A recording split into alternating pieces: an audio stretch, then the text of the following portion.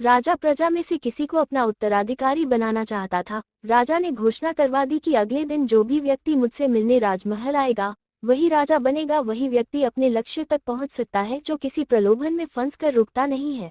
इस संबंध में एक लोक कथा प्रचलित है।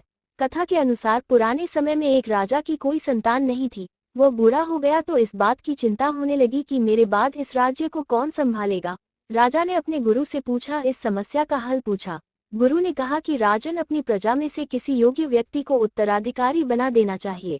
ये बात राजा को समझ आ गई। उसने अपने मंत्री से कहा कि प्रजा के बीच ये घोषणा करवा दे कि कल जो भी व्यक्ति सूर्यास्त से पहले मुझसे मिलने राजमहल तक आ जाएगा उसे इस राज्य का उत्तराधिकारी घोषित किया जाएगा। ये बात सुनकर मंत्री ने कहा कि महाराज, ये तो बहुत ही आसान है। पूरी प्रजा ही राजा बनने के लिए यहाँ पहुँच जाएगी।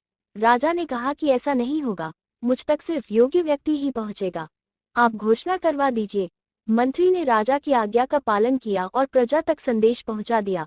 अगले दिन बड़ी संख्या में लोग उत्तराधिकारी बनने के लिए राजमहल की ओर निकल पड़े। महल के बाहर राजा ने एक बड़े मेले का आयोजन किया था। मेले में शराब थी, नाच गाना हो रहा था, तरह तरह के स्वादिष्ट पकवान थे, कई तरह के खेल वहां हो रहे थे। पूरी प्रजा उस मेले में ही उलझ गई। अपनी अपनी पसंद के हिसाब से लोग मजा लेने लगे। सभी ये बात भूल गए कि उन्हें राजा से मिलने जाना है।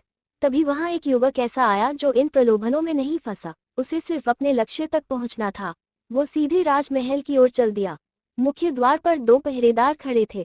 उन्होंने युवक को रोका, लेकिन वो किसी तरह उनसे बचकर राजमहल में प्रवेश कर गया। अंदर पहुंचते ही उसे राजा, मंत्री और उनके मिल गए।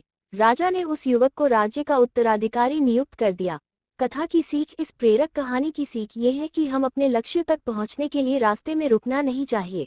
सफलता मिलने तक हमें आगे बढ़ते रहना चाहिए।